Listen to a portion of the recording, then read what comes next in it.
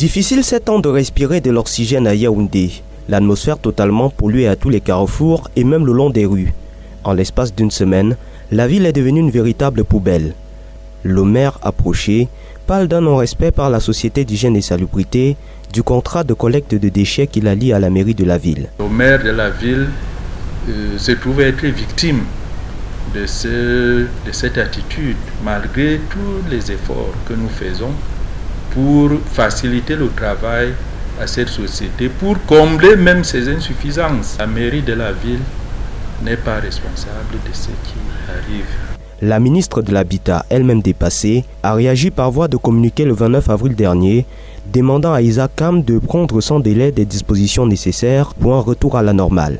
À Isakam, l'on apprend que le problème de salaire impayé à l'origine du mouvement de grève des employés a été résolu, ce qui devrait faciliter une reprise des activités. On a trouvé un accord pour que les employés reprennent du service. Depuis vendredi de la semaine dernière, et nous avons mobilisé nos équipes sur l'ensemble de la ville, dans les quartiers, pour que la ville retrouve son lustre habituel. Quant aux montagnes qui poussent un peu plus chaque jour dans nos rues, les populations sont invitées à prendre leur mal en patience. Il y a eu cessation de travail pendant 4 jours.